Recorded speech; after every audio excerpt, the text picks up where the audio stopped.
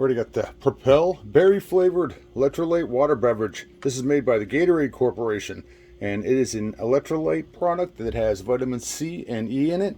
It comes in a 16.9 fluid ounce bottle. Like I like to get the 12 pack, and I keep them warm until I'm ready and throw a couple in the fridge and drink them when I want.